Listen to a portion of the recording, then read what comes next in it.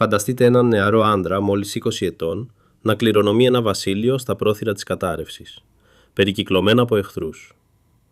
10 χρόνια αργότερα, ο ίδιος άντρας στέκεται στις όχθες του ποταμού Ιφάση στην Ινδία, έχοντας ανατρέψει την ισχυρότερη αυτοκρατορία που γνώρισε ποτέ η αρχαιότητα. Πώς κατάφερε ο Αλέξανδρος ο Μέρας να κατακτήσει σχεδόν όλο τον γνωστό κόσμο πριν κλείσει τα 30 του χρόνια? Ήταν η στρατιωτική του ιδιοφυΐα, η τύχη, ή μήπως το αποτέλεσμα μιας σχολαστικής προετοιμασίας που είχε ξεκινήσει χρόνια πριν από τη γέννησή του? Σήμερα θα αναλύσουμε την ιστορική πραγματικότητα πίσω από τον θρύλο, εξετάζοντας τις τακτικές, τις πολιτικές και τις σκληρές αλήθειες μιας εκστρατείας που άλλαξε τον ρου της ιστορίας για πάντα. Για να κατανοήσουμε την άνοδο του Αλεξάνδρου, πρέπει πρώτα να κοιτάξουμε τον πατέρα του, τον Φίλιππο δεύτερο. Ο Φίλιππος παρέλαβε μια Μακεδονία αδύναμη και την μετέτρεψε στην κυρίαρχη δύναμη του ελληνικού κόσμου. Δεν ήταν μόνο ένας ικανός διπλωμάτης, αλλά και ένας ριζοσπάστης στρατιωτικός μεταρρυθμιστής. Δημιούργησε τη Μακεδονική Φάλαγγα, εξοπλίζοντας τους στρατιώτες με τη Σάρισα, ένα δόρυ μήκους 5 έως 6 μέτρων, που καθιστούσε το πεζικό του πρακτικά απρόσλητο από μετοπικές επιθέσεις. Επιπλέον, ο Φίλιππος επαγγελματισματοποίησε τον στρατό, επιτρέποντας τους στρατιώτες να εκπαιδεύονται όλο τον χρόνο, δημιουργώντας την πιο καλοκουρδισμένη πολεμική μηχανή της εποχής. Ο Αλέξανδρος μεγάλωσε σε αυτό το περιβάλλον στρατιωτικής αριστείας, αλλά η εκπαίδευσή του δεν περιορίστηκε στα όπλα. Στην ηλικία των 13 ετών, ο Φίλιππος κάλεσε τον κορυφαίο φιλόσοφο της εποχής, τον Αριστοτέλη, για να διδάξει τον νεαρό διάδοχο στη Μίεζα. Εκεί, ο Αλέξανδρος ήρθε σε επαφή με τη φιλοσοφία, την ιατρική, τις φυσικές επιστήμες και την πολιτική σκέψη. Αυτή η αριστοτελική παιδεία θα αποδεικνυόταν καθοριστική, καθώς του έδωσε τα πνευματικά εργαλεία να κατανοεί και να διοικεί διαφορετικούς πολιτισμούς, αντί να τους αντιμετωπίζει απλώς ως κατακτητής.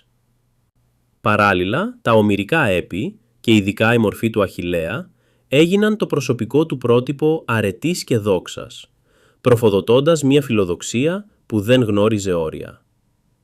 Το 336 π.Χ., η δολοφονία του Φιλίππου στις Αιγαίες έριξε τον Αλέξανδρο στα βαθιά. Σε ηλικία μόλις 20 ετών, έπρεπε να εδραιώσει την εξουσία του απέναντι σε εσωτερικούς ανταπαιτητές και επαναστατημένες ελληνικές πόλεις. Η αντίδρασή του ήταν αστραπιαία.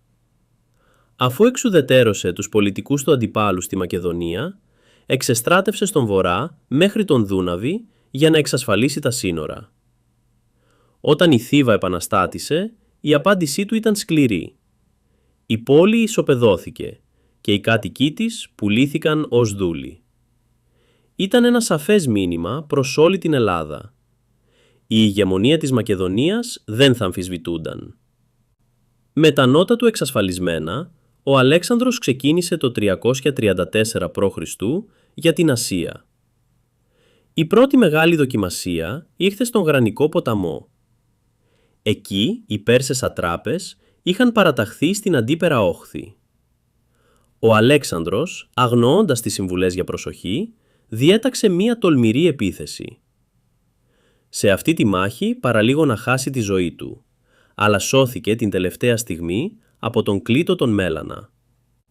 Η νίκη στον Γρανικό άνοιξε τον δρόμο για την απελευθέρωση των ελληνικών πόλεων της Μικράς Ασίας, τις οποίες ο Αλέξανδρος αντιμετώπισε με διπλωματία, αποκαθιστώντας τις δημοκρατίες, αλλά εντάσσοντάς τις στη δική του σφαίρα επιρροής. Η επόμενη μεγάλη σύγκρουση ήταν στην Ισό, το 333 π.Χ., όπου βρέθηκε αντιμέτωπος με τον ίδιο τον μεγάλο βασιλιά, Δαρείο Τρίτο. Παρά την αριθμητική υπεροχή των Περσών, ο Αλέξανδρος εκμεταλλεύτηκε το στενό πεδίο της μάχης, που ακύρωνε τον όγκο του εχθρικού στρατεύματος. Η στρατηγική του ήταν απλή αλλά θανάσιμη. Μία αποφασιστική έφοδος του ιππικού των εταίρων απευθείας προς τον Δαρείο. Η φυγή του Πέρση βασιλιά προκάλεσε την κατάρρευση του ηθικού του στρατού του. Μετά την Ισό, ο Αλέξανδρος δεν ήταν πια ένας εισβολέας, αλλά ένας διεκδικητής του θρόνου της Ασίας. Αντί όμως να καταδιώξει αμέσως τον Δαρείο, ο Αλέξανδρος στράφηκε νότια για να εξουδετερώσει τον Περσικό στόλο, καταλαμβάνοντας τις βάσεις του. Η πολιορκία της Τύρου το 332 π.Χ. παραμένει ένα από τα μεγαλύτερα μηχανικά επιτεύγματα της αρχαιότητας. Για 7 μήνες οι Μακεδόνες έχτιζαν έναν μόλο μέσα στη θάλασσα για να φτάσουν στην οχυρωμένη νησιωτική πόλη. Η πτώση της Τύρου συνοδεύτηκε από μεγάλη σφαγή, δείχνοντας τη σκοτεινή πλευρά της αποφασιστικότητας του Αλεξάνδρου. Στην Αίγυπτο η υποδοχή ήταν τελείως διαφορετική. Οι Αιγύπτιοι τον καλωσόρισαν ως απελευθερωτή από τον Περσικό ζυγό. Εκεί στέφτηκε Φαραώ, σεβόμενος τις τοπικές θρησκευτικές παραδόσεις.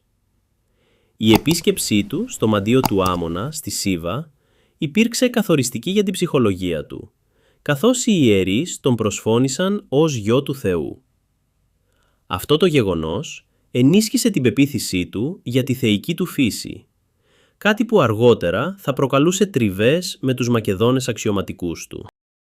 Η διαμονή στην Περσέπολη το 330 π.Χ. σημαδεύτηκε από την πυρπόληση των ανακτόρων. Οι ιστορικοί διαφωνούν αν πρόκειται για μια πράξη μεθυσμένης παρόρμησης ή για μια συμβολική κίνηση εκδίκησης για την καταστροφή της Αθήνας από τους Πέρσες 1,5 αιώνα νωρίτερα. Όπως και να έχει, ο Αλέξανδρος άρχισε πλέον να υιοθετεί περσικά έθιμα και ενδυμασία, προσπαθώντας να γεφυρώσει το χάσμα μεταξύ νικητών και ηττημένων. Αυτή η πολιτική της σύγκρασης περιελάμβανε την ένταξη Περσών στο στρατό και τη διοίκηση, αλλά προκάλεσε την οργή των παραδοσιακών Μακεδόνων, οι οποίοι έβλεπαν το βασιλιά τους να απομακρύνεται από τα πατροπαράδοτα έθιμα.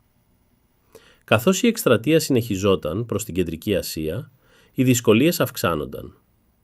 Ο πόλεμος έγινε ανταρτοπόλεμος σε δύσβατα εδάφη όπως η Βακτριανή και η Σογδιανή. Η ένταση στο εσωτερικό του στρατεύματος οδήγησε σε τραγωδίες. Την εκτέλεση του Φιλότα και του έμπειρου στρατηγού Παρμενίωνα λόγω υποψιών για συνωμοσία και τη δολοφονία του Κλήτου από τον ίδιο τον Αλέξανδρο κατά τη διάρκεια ενός μεθυσμένου καυγά. Αυτά τα περιστατικά αποκάλυψαν έναν ηγεμόνα που γινόταν όλο και πιο απομονωμένος και αυταρχικός. Το 326 π.Χ. ο Αλέξανδρος εισέβαλε στην Ινδία. Στη μάχη του Ιδάσπη ποταμού αντιμετώπισε το βασιλιά Πόρο και τους πολεμικούς του ελέφαντες. Παρά την νίκη του, ο στρατός του είχε φτάσει στα όρια του. Στον ποταμό Ιφάση, οι στρατιώτες, εξαντλημένοι από 8 χρόνια συνεχών μαχών και τις ακραίες κλιματολογικές συνθήκες, αρνήθηκαν να προχωρήσουν περισσότερο. Για πρώτη φορά, ο αίτητος στρατηλάτης αναγκάστηκε να υποχωρήσει στις επιθυμίες των ανδρών του. Η επιστροφή υπήρξε εφιαλτική. Η διάσχιση της ερήμου της Γεδροσίας κόστισε τη ζωή σε χιλιάδες στρατιώτες και αμάχους λόγω της έλλειψης νερού και των ακραίων θερμοκρασιών. Εκτιμάται ότι μόνο το 1/4 του στρατού που ξεκίνησε για την έρημο κατάφερε να επιβιώσει. Επιστρέφοντας στα Σούσα το 324 π.Χ., ο Αλέξανδρος οργάνωσε τους περίφημους γάμους των Σούσων, όπου ο ίδιος και 80 αξιωματικοί του παντρεύτηκαν Περσίδες ευγενείς, σε μια προσπάθεια να δημιουργηθεί μια νέα, ενιαία άρχουσα τάξη. Ο θάνατος του Αλεξάνδρου στη Βαβυλώνα, τον Ιούνιο του 323 π.Χ., σε ηλικία μόλις 32 ετών, παραμένει ένα από τα μεγαλύτερα μυστήρια της ιστορίας. Οι θεωρίες κυμαίνονται από δηλητηρίαση μέχρι ελονοσία, τυφοειδή πυρετό ή ακόμα και το σύνδρομο Γκιλέν-Μπαρέ. Χωρίς σαφή διάδοχο, η αυτοκρατορία του διαλύθηκε γρήγορα σε αιματηρούς πολέμους μεταξύ των στρατηγών του. Ωστόσο, το αποτύπωμα του Αλεξάνδρου δεν χάθηκε. Η ίδρυση δεκάδων πόλεων με το όνομά του και η διάδοση της ελληνικής γλώσσας και του πολιτισμού δημιούργησαν την ελληνιστική εποχή. Η γλώσσα αυτή έγινε η κοινή γλώσσα της Ανατολικής Μεσογείου για αιώνες, διευκολύνοντας το εμπόριο και την ανταλλαγή ιδεών. Ο Αλέξανδρος δεν ήταν απλώς ένας κατακτητής. Ήταν ο καταλύτης που έφερε σε επαφή δύο κόσμους, δημιουργώντας μια νέα οικουμενική πραγματικότητα. Ήταν ο Αλέξανδρος ένας οραματιστής που ονειρευόταν την ενότητα της ανθρωπότητας ή ένας αδίστακτος ηγεμόνας με ακόρεστη δίψα για δύναμη? Η ιστορία δεν δίνει εύκολες απαντήσεις. Το σίγουρο είναι ότι μέσα σε λιγότερο από 13 χρόνια αυτός ο νεαρός Μακεδόνας κατάφερε να χτίσει έναν θρύλο που παραμένει ζωντανός μέχρι σήμερα. Εσείς τι πιστεύετε? Ήταν η στρατιωτική του ιδιοφυΐα αυτή που τον έκανε μέγα ή η ικανότητά του να εμπνέει τους ανθρώπους του να φτάσει? Γράψτε μας τη γνώμη σας στα σχόλια και σα κεχάσετε να κάνετε εγγραφή για περισσότερες ιστορικές αναδρομές. Ευχαριστούμε που μας παρακολουθήσατε.